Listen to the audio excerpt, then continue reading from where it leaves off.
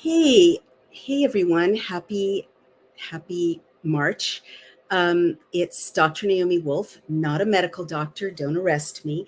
And I'm back with what are turning out to be very popular, which I appreciate, episodes about natural healing, lost remedies, and lost and forgotten hair and beauty treatments. That are not pharmaceutically based, because the more we learn about these murderous wretches who want to, make us sick or kill us off, the less trust I think we should have in any corollary of theirs, because they're perfectly capable of making things worse for us before they make things better. So today I'm going to be talking about two subjects. One is, can you get over a cold or a flu in 24 hours with two very formerly well-known herbs? We'll talk about that. And the other is, could there be something in your commercial shampoo that is ruining your sex life?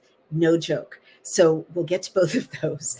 But first, as you know, I always share, my personal journey, because I'm kind of experimenting on myself in this process, and reporting honestly to you the good and the bad and the ugly. And so I will share, I'm not proud of it, but I'm a human being, that for the last, I guess, 2 weeks before I caught a bad cold 24 hours ago, I was partying every night.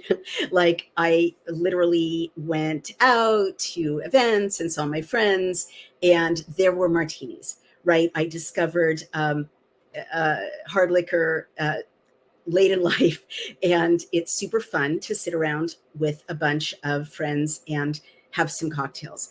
That said, moderation, right? So I had overdone it, and I was tired and run down. So, because I've shared that the last time I got tired and run down traveling, I healed myself pretty quickly with a mixture of herbs, and I shared that on social media.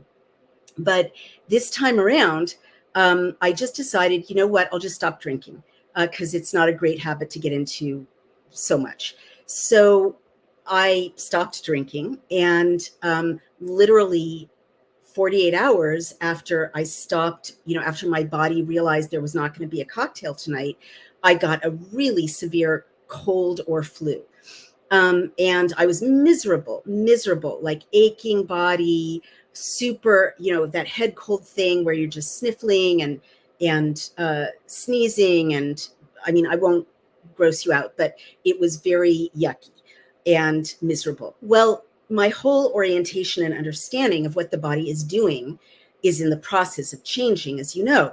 In the past, I might have asked my husband to go get me some antihistamines over the counter, like Sudafed or Theraflu treatment, or some commercial over the counter treatment, to get rid of my really unpleasant cold or flu symptoms. And this time around, I had a different perception from all the research I've been doing of what could be going on. So this time around, I realized, well, when we get sick, often our body is trying to restore equilibrium, to get rid of things that we should not have inside of us, to detox, to purify and heal, which is what our body wants to do always, right? The great miracle of, creation. But I would add, the special miracle of the human body is that it is always aiming to heal itself. So this time around, I thought, all of this gunk that I'm dealing with, all these aches and pains, all this grossness and sweatiness and unpleasantness, could be, my liver purifying, my lymphatic system purifying, my blood purifying, and I will just, instead of suppressing these symptoms, I will just, as Brian would say, embrace the suck, and make myself as comfortable as I can and let this happen. And meanwhile, I did know enough to ingest lots and lots of fluids, to make the, famous Jewish penicillin chicken soup. And see, I'm still a little sniffly. And this time around, and also I reached for and it's kind of instinctive at this point, but after I reached for them, I looked them up, and sure enough, anti-flu, antihistamine, two really well-known before 1910 herbs that used to be useful and recommended for cold and flu, which are lemongrass and stinging nettle. So actually, lemongrass is not, here it is. It's not indigenous to North America. It's grown mostly in Asia, and it's very common in Asian cooking. And so I'll just tell you, it's incredible. It treats cold and flu, according to netmeds.com. Powerful antibacterial and antifungal properties of lemongrass help in healing cold, cough, and flu.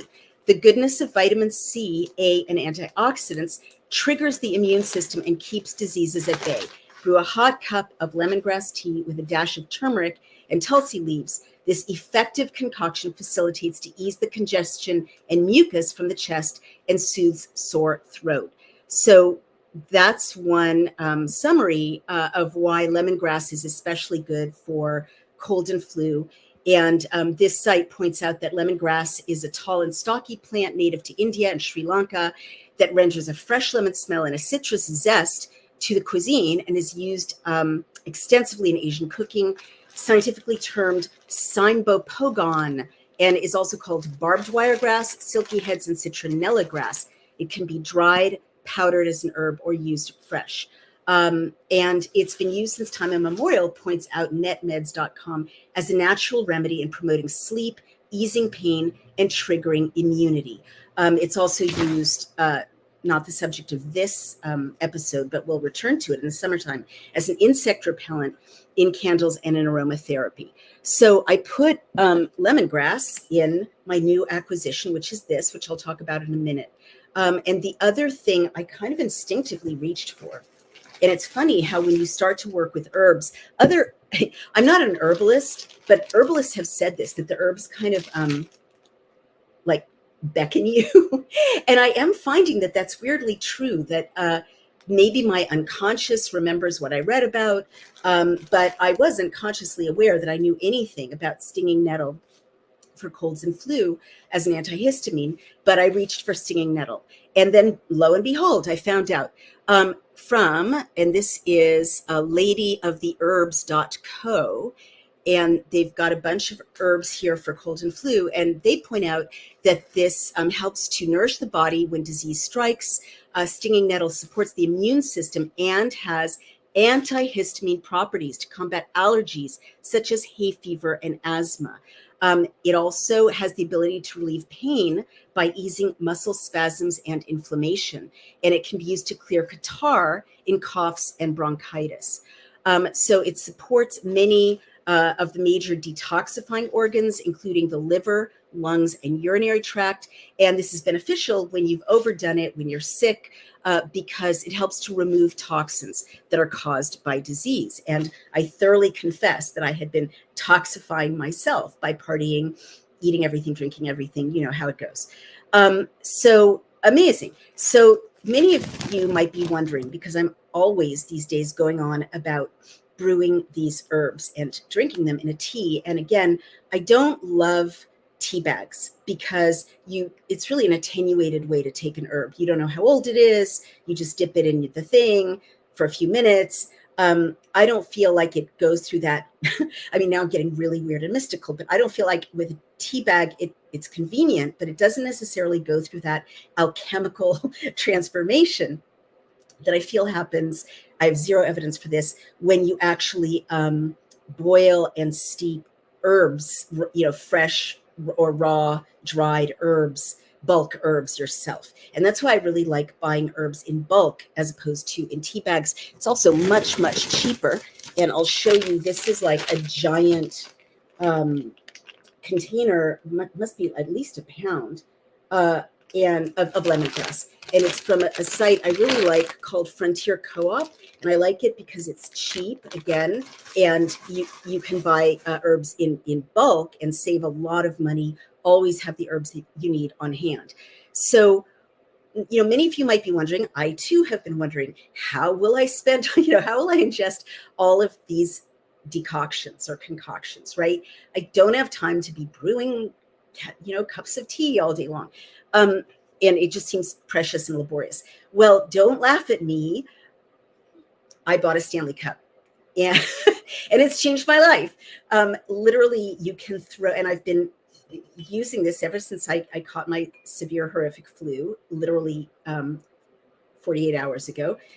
You can literally throw the herbs in the bottom of the Stanley Cup, pour in, this must be 40 ounces of hot water. It keeps your tea hot all day long.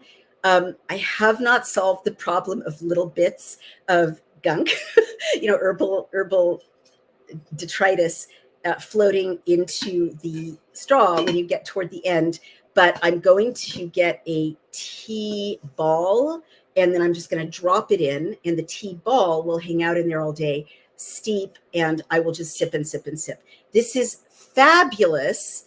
It's changed my life. And really what I want to share is, again, instead of fighting the cold and flu or whatever it was and suppressing the symptoms, I literally, lay on the couch, blew my nose. I mean, I'm sorry to be gross, steamed in a hot shower and drank soup, and then drank lemongrass tea and stinging nettle. Literally, it's 24 hours after I just was ready to, throw in the towel, and I was so miserable. Gone. You can hear a little hoarseness in my throat, but I'm literally, ready to run out and pick up my life again. So, I'm not a doctor. That is not a peer-reviewed study. It is purely anecdotal, but I feel incredibly happy, because I guess what I feel is, I feel like my body was trying to get rid of toxins, may still be trying to get rid of toxins. I mean, alcohol is, and sugar and all the things I was eating, those are real toxins. And I feel kind of like this has been a healing process, instead of the way we're really encouraged to think about getting a bad cold or a flu in this culture, which is, how awful, we've been struck by the mucus god, let's get better at all costs by suppressing every symptom. No, maybe our bodies have wisdom and they're trying to take care of us. So that is my experience with these two amazing herbs in the hideous flu or cold of the last 24 hours, which is now in the rearview mirror. Let me go on. Let's see. Let me go on to what are we throwing out today? I've been, as you know, horrified to discover everything I've been learning about what's in over-the-counter or even high-end, very expensive hair care products, skincare products, personal, body wash products, all of it. So now that I've learned a little bit more, I decided to read what was in my medicine cabinet and in my shower caddy. And I'm especially mindful of this because that I think there could be attacks on us from all sides. In many ways, our food supply, our water supply, our air. I mean, we know about them. Our pharmaceuticals, we can't rely on a pure natural environment anymore, or rely on the Food and Drug Administration, or even pharmaceutical companies. The last 4 years have shown our surroundings can be very badly poisoned. And I don't mean to be paranoid, just literally the case. And also we've learned that the FDA can't be trusted to test things properly, that we put Food and Drug Administration, right? They've lost all credibility. And sadly, pharma companies have lost all credibility. And I've also been startled to discover that pharma companies have bought up a lot of vitamin companies and nutraceutical companies. So you really have to, in my view, start educating. We have to start educating ourselves in a very serious way and go for non-mediated products as much as possible, and a non-mediated lifestyle as much as possible. So here I read, I'm a girl. I I'm confessing everything. All right. I love playing with hair and makeup products. I love it, right? I like cheap fashion. I'm all the bad things. Um, I'm just confessing it because that's how they get us, right? Through these addictions or this pleasure. So I, subscribed to something called Ipsy, and I was loving it because for not that much money, you get a big package of new products with all kinds of cool packaging, and you can try them on your hair and face. You can try new makeup things, really enjoying it. Well, no, no, no, no, no, never again. Never again. Just looking at some of the things and what's in them. This is called Dew of the Gods. It's an under eye volumizing collagen pad product. It's supposed to be very right on because it's not a filler. And just so you know, for all the reasons I'm doing this series, I'm not boasting or showing off. I'm confessing fear and loathing. I've never had surgery. I don't want to have surgery. I've never had a filler. I don't want to have a filler. I'm just scared of all of that, right? I don't trust any of these people. People die under anesthetic. If you want to, God bless you. It's your body. It's your choice. I never have, and I don't want to. All right. So having said that, this is supposed to be an awesome right-on alternative because it's not a filler that you inject into your face. However, the first ingredient is high polymer hydrogel. So, blah. I do not want that in my face. It's going away. It's not a natural product. Polymer is like related to a plastic. I don't want it. And remember, what you put on your face or on your skin goes into your bloodstream. I was horrified yesterday to see that the ink from tattoos is in the lymph nodes of people who get tattoos. And of course, I'm going to tell all my beloved young people to stop getting tattoos. I mean, what we put on ourselves goes into us. The skin is the largest organ of the body.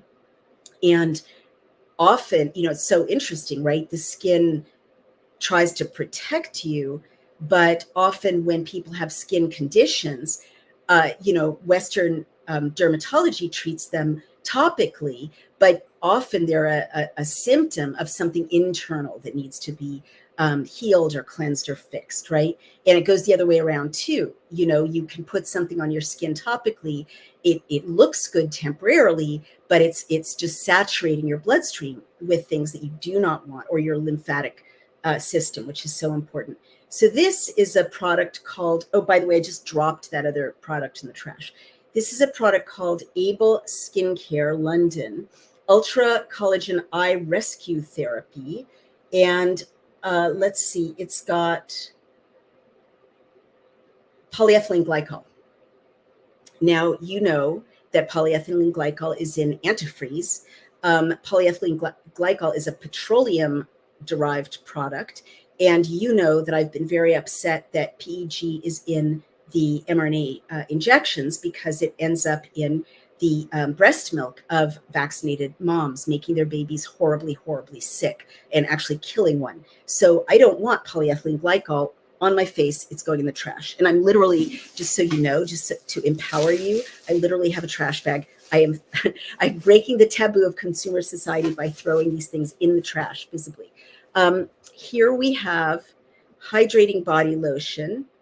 And I was so astonished. I'd been noticing on this journey and sharing with you that when I travel and I don't take my own homemade products or natural products with me, my skin and hair look much worse.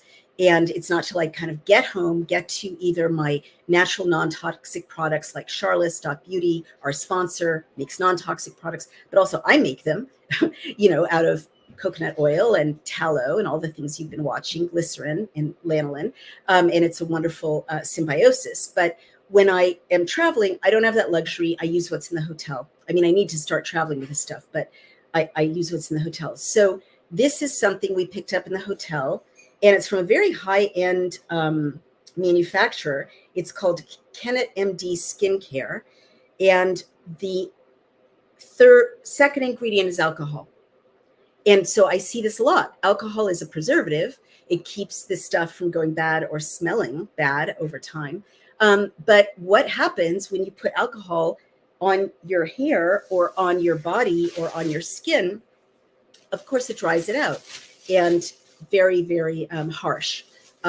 So this is going in the trash. This is so sad. We get attached to these things. I love this palette. I love it. It's so great. But it's not great. It's LA Colors, which is a super drugstore brand. I thought I was so clever substituting drugstore cosmetics for, high-end, more expensive department store cosmetics, because I realized they have the same things in them. Well, that's not good enough. There's Loki looking at the squirrels.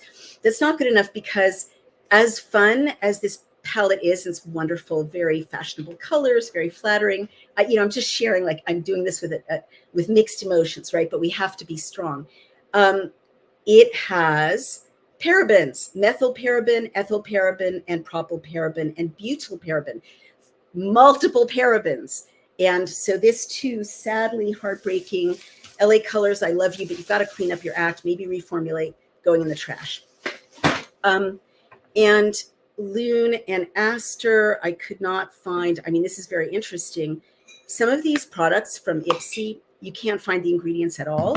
And so now I'm just not going to risk it. If they can't put the ingredients on the product, probably means they're from a country without any kind of control at all. And I'm not going to put it on my face. Oh, I love this palette too. It's going in the trash.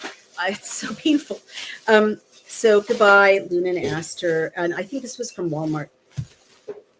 So that is the, it's like they're unboxings. Well, this is a deboxing. This is an undoing of the boxing. So that is the second thing I wanted to call to your attention. And now there's the third thing I want to call to your attention, which is, we've talked about these parabens, right? And we know that they are estrogen disruptors. Well, I've been horrified to be finding more and more and more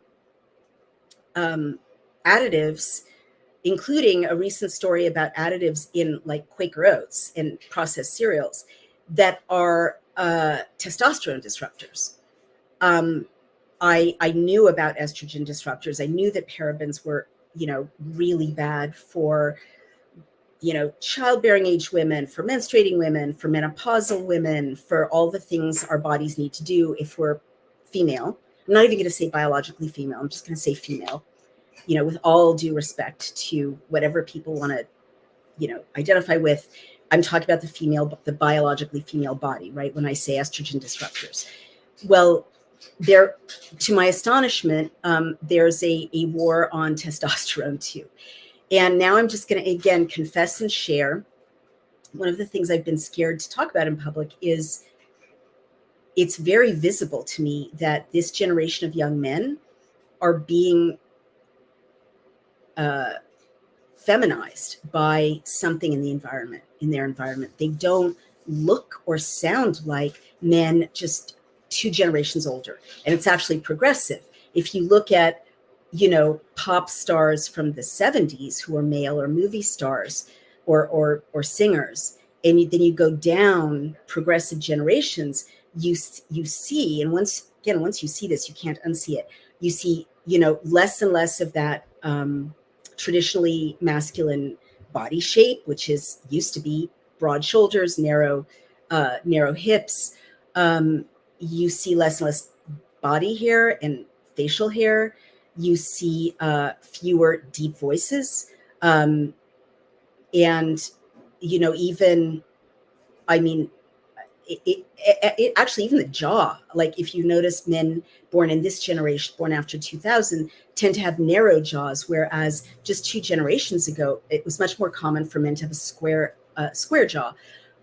So many of the things I just described, you may think, like, at this moment, if something is new in a conversation, it's so easy for the reaction to be, this is insane, right? Or what a conspiracy theory. But actually, if that's indeed the case, and it's just my observation from looking at many, many, many, many, many, many humans and listening to them, but if that is indeed the case, and I think there are some studies starting to show this, though I don't have them to hand yet, but I'll get them. What could be causing it? Well, all of the things I described, the morphology of masculinity is a result of testosterone, right? It's a result of testosterone. And so if there are ingredients in the environment that are negatively affecting testosterone, it's going to have an effect on how boys turn into men. And those of you who've been following our work on the Pfizer documents know that I'm very concerned about a finding from actually Amy Kelly, our COO, and the director of the project, in which she found that these lipid nanoparticles are degrading the testes of unborn baby boys. And then we learned about the Sertoli cells and the Leydig cells, which are like the factories of masculinity. They produce and regulate the hormones that, when that little boy reaches adolescence, turns a little boy into a teenage man and then into an adult male, with, again, the things we think of as deep masculinity, or at least used to till recently, right? Deep voices, body hair, broad shoulders, narrow hips, and the ability to father children, fertility, right? All of these things. So why do I bring all of this up? To my astonishment, I looked up, do parabens affect testosterone? And sure enough, ladies and gentlemen, parabens, which are in maybe half of the commercial pharmaceutically based skin and hair care products, body washes that you buy, whether high end or low end, parabens do disrupt testosterone. And here's just one such study. This is from the Testosterone Centers of Texas. And they are asking, they're saying parabens and low testosterone, could household products be affecting, damage your hormone balance? They're talking to men. And they say, what are parabens?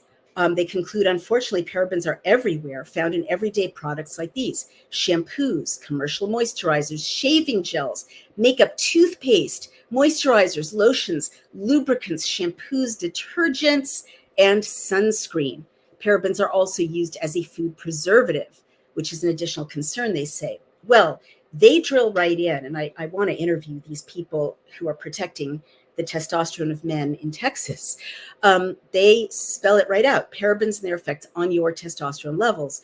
Recent studies indicate that men exposed to parabens may suffer from a variety of health complications, including decreased testosterone production and increased production of weaker sperm that are abnormally shaped and or slow moving.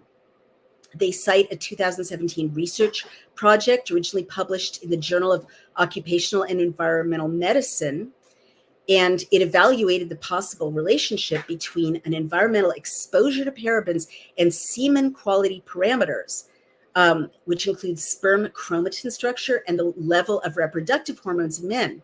And these include follicle stimulating hormone, FSH, testosterone, and estradiol. So in this study, urine samples were collected from 315 men who attended an infertility clinic for diagnostic purposes. And they had normal semen concentration, I'm learning all about semen, of 15 to 300 mLN/ml. And these were analyzed for 5 paraben concentrations. The men also provided semen, saliva, and blood samples for evaluation. The results showed that urinary paraben concentrations were significantly associated with an increased percentage of sperm with abnormal morphology, meaning shape, a greater percentage of sperm with high DNA stainability, a decrease in the percentage of motility, meaning movement, they weren't as fast, and lower testosterone overall. And they're saying, what does this mean for you? In a nutshell, scientific evidence shows that endocrine disruptors, including parabens in a man's system, possibly contribute to lower testosterone levels, poor hormonal health, and decreased fertility. All of these are a great worry. And in the meantime, they say there's more work to be done, but better safe than sorry. And they also recommend getting analyzed, basically.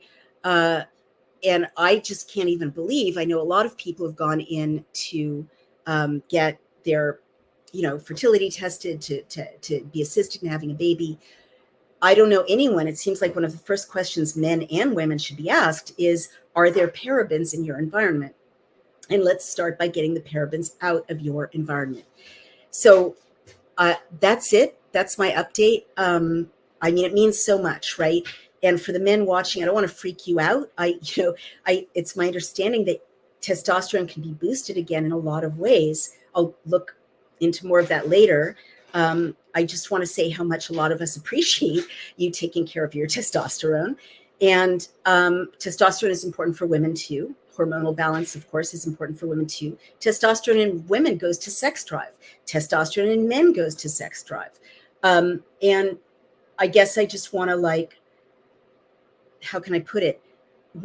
For men, right, when testosterone is low, men feel irritable, lethargic, not confident. I mean, I haven't seen these studies, but anecdotally, as a feminist cultural critic, testosterone, when men do things that boost testosterone, they feel good about themselves in general. Very interesting, needs more investigation. But I think that there's a deeper conversation to be had here, because many things that are being done to men right now, not just the parabens in their shampoos and body care products, but, sitting in front of a screen all day, not being outside at all, pornography, which we haven't even talked about, everywhere. All of these things lower men's natural testosterone levels. And then it's a vicious cycle, right? When men are lethargic and feeling not confident in themselves and depressed, they do more things, because we're human to be lethargic and not confident and depressed. But above all, what I worry about is human connection and strong relationships. And when women or men are in a state of hormonal disruption, the woman will be unbearable. I'm sorry, I'm just being honest.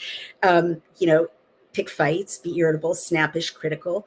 The man, I don't know what men do when their hormones are disrupted, but they won't be fun to be around, grouchy, passive, depressed. And it's really bad for everyone's sex life. And all of the things, and then that's another vicious circle, right? Because if people are having a bad sex life, or delayed ejaculation, or no orgasm, which are results of parabens in other studies that I'll share, that then leads to lower confidence, more depression, more divorce, right? Lower standard of living, fewer parents around the children. It's all bad. So let's save sexuality. Let's save testosterone. Let's save estrogen. These hormonal balances are very important in our world, and we were given them for a reason. And I hope that is useful for all of you to know what I've just shared with you. So if you have a cold or a flu, I'm not a medical doctor, don't arrest me. Historically, stinging nettle tea and lemongrass tea can help you with cough, phlegm. It's an antihistamine, all right, and get you over that cold or flu very quickly.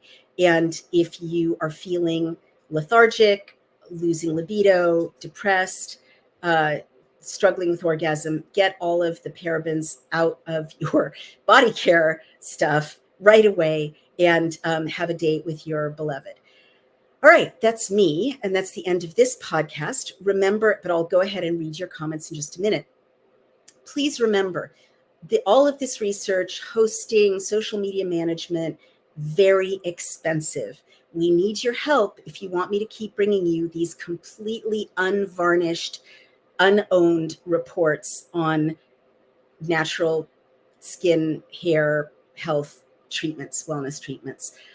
So support, please. It really matters. Our sponsors, twc.health, promo code dailyclout for 10% off. And if you really want to get beautiful skin and beauty products, also aromatherapy products, which boost mood. We'll do a segment on that later. Please go to charlis.beauty, promo code dailyclout for 25% off. totally non-toxic, beautiful beauty care products. And you can also support us at dailyclout.io. Become a member or a donor at dailyclout.io or on my podcast, Outspoken. All right, let's go to this. John Bishop says, ignorant as F. All right, well, everyone's entitled to their opinion. TJ says, medicines are synthesized natural compounds. Good information, just what I needed. I'm glad to be helpful. Elizabeth Huss says, use a T-val. I don't know what that means, but maybe you'll clarify. And then Sharby says, I'm growing lemongrass now. Now just need stinging nettles. Fantastic, Sharby. I love to hear that. You're going to inspire me because I'm going to try to grow more of this stuff this summer. I harvest chamomile. I harvest dandelion, but and I grow mint. I overgrew mint, but I'm going to start growing some of these other herbs this summer, and let's inspire each other.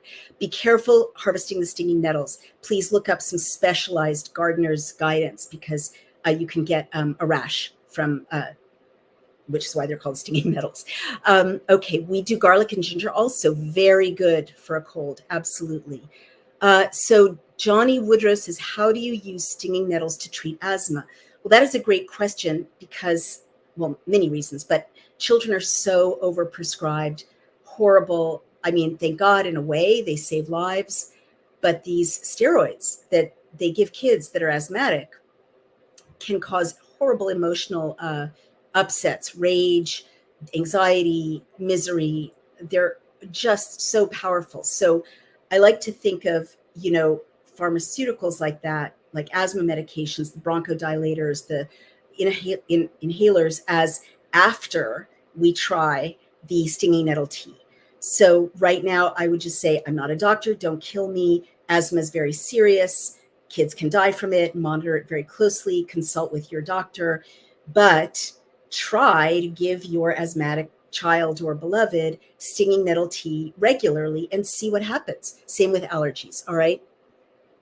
Hi, Naomi. Love the Daily Clout's coming back to life. Thank you. We've been alive, but thank you. If you think we're coming back to life, then that's what matters. Katerina Skroba says, yes, I've gotten rid of all toxic and unnatural body products and make most of my own, including Rasool clay hair wash, apple cider vinegar rinse, body wash, salve oil, lotion, conditioner, tooth powder, and natural laundry detergents and cleaners from salt, vinegar, baking soda, washing soda, and borax, natural dish soap. Well, Katerina, you'd be doing us all a huge favor if you show us where we can get those recipes, because I'm working up to that bit by bit. I just bought borax, actually, and I'm getting rid of my baking powder that I thought was good, but it's actually artificial, and getting better baking powder. But tell us, we need to just, recreate these recipes that our grandmothers knew about, because we haven't even talked about laundry products and cleaning products, but they are just as carcinogenic and toxic. And by the way, dryer sheets, those like scented sheets that you throw in, no, you don't need them. And it just pumps chemicals into our environment. It gets on where your kids sleep, on your sheets. No. All right. TJ says, if I may, Gale of the Wind, Philanthus neruri helps against kidney stones, famous in Peru. We need all the information we can get. And then Roscoe says, what about deodorant? What deodorant is safe? That's a great question because we haven't talked about deodorant, but the aluminum in a lot of deodorants, actually antiperspirants even more so, is linked to Alzheimer's and dementia. So I will look into that. I've been intrigued by these crystals that you wet and use, but I'm going to look more deeply into that because a lot of these like totally organic products turn out to be kind of not that organic. But I will answer the deodorant question. We are not going to be greasy, smelly people. We're going to be beautiful, clean people in a clean environment. Yes. Okay. Thank you. Katerina Skroba answered right away. Yes. Institute for Natural Medicine is a great resource to detox from toxic chemical exposure in food products, air, water. Thank you. They list naturopathic doctors. I'm looking for a naturopathic dentist. Um, I've taken myself off all chemicals, pharmaceuticals, plastics, and synthetic products and medicine. Homeopathy, herbology, naturopathy, and body mind wellness practices like Chinese medicine, acupressure, singing, dancing, writing, gardening, cooking, and baking for real health are for me. 1,000%, Katrina, and thank you for that resource, Institute for Natural Medicine, because trust me, everyone, Google and YouTube do not want to privilege these URLs. In fact, I keep getting kicked off of YouTube and Facebook when I provide non-pharmaceutical skin and hair treatments and wellness treatments. Okay, and here it is, naturemed.org. Fantastic. David Besser says doppelganger. Well, again, everyone's entitled to their opinion. And that's interesting. Roscoe points out in less than a quarter mile of me, there are literally 4 marijuana dispensaries, smoke shops, and that stuff feminizes men in my experience. That is super interesting because I did notice that pot stores were rolled out like all at once in America, and like heavily designed, heavily branded. And yeah, I mean, I don't know if it physiologically feminizes men. I'll take a look. That's a great question. But temperamentally, like, it's like, honey, there's a saber-toothed tiger coming. Cool. Like, I mean, temperamentally, if you want to invade a country, you literally want people to be on pot and fentanyl, right? Like, especially men. All right. Kind of a potato, yakon, is famous for helping in regulating blood sugar. Is anyone here in the chat? It's empty on my screen. Try clicking. Well, someone can help Pamela Jill Garrison with finding the chat. And she's figuring it out. Okay, so TJ says there's a plant named Juanarpo macho in Peru that is considered Peruvian Viagra, along with black maca is pretty good. Well, I did a video on aphrodisiacs, and I will do another because it is an eternally fascinating subject. And indeed, maca, as well as horny goat weed, is up there on the list.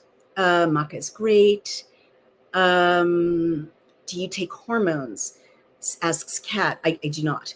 I also have a spine and autoimmune disease, so want to avoid bone loss. Thanks. I'm a bit younger than you and live across the river, reading your books since university. Thank you so much, Kat. I don't take hormones. I kind of feel like, I don't know, like what,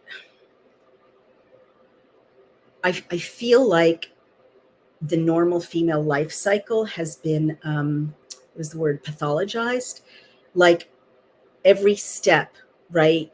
Menarche, menstruation, childbirth, lactation, menopause, all of it is natural. It's what our bodies are meant to do.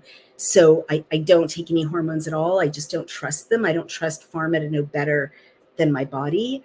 But I do, you mentioned a spine and autoimmune disease. I do have a spinal issue, spina bifida occulta, and a neurological condition related to that. And I have found that the anti-inflammatory herbs that I've reported on in other videos, very, very helpful for that, as well as, yoga, walking, all the things they tell you to do, short of huge interventions. But I'm not a doctor, so I'm just sharing what worked for me. Let's see, so many. Oh, Senator Bluto says there are lots of beautiful patches of nettles. Here in Washington, you can even eat them raw and they're quite tasty. Aren't you lucky? I am going to have to look up how to find and harvest them here on the East Coast. Oh, wow. Kat says, Naomi, there should be stinging nettles growing wild, as well as mother's wort and many other medicinal herbs in your area. I'm across the river in Orange County. Thank you. I will take a look. And the wonderful Representative Heidi Sampson did an herbal retreat for us, and she identified the medicinal herbs like growing wild like weeds. I mean, they're considered weeds, as if we don't know any better. I'll ask her about stinging nettles. Thank you. Guys, I have to wrap it up soon. Don A says the medical medium also gives excellent protocols and dietary for healing. Lemon balm, nettle, cat's claw, golden seal, zinc, herbals galore. So true. We could go on all day. it's so fascinating, right? It is so fascinating. But anyway, wrapping up, this is my love letter to you all. If you have a cold, try this. I hope you get better in 24 hours like I did. And if you're feeling depressed and lethargic and worried about your testosterone, please check what's in your medicine cabinets. And again, support our sponsors, twc.health, promo code dailyclout, and charlis.beauty, promo code dailyclout. Without them, it would be very difficult to bring you this information. So we need your help. Their stuff is amazing. Please go ahead and support them. Love you all. Talk to you soon. Bye-bye.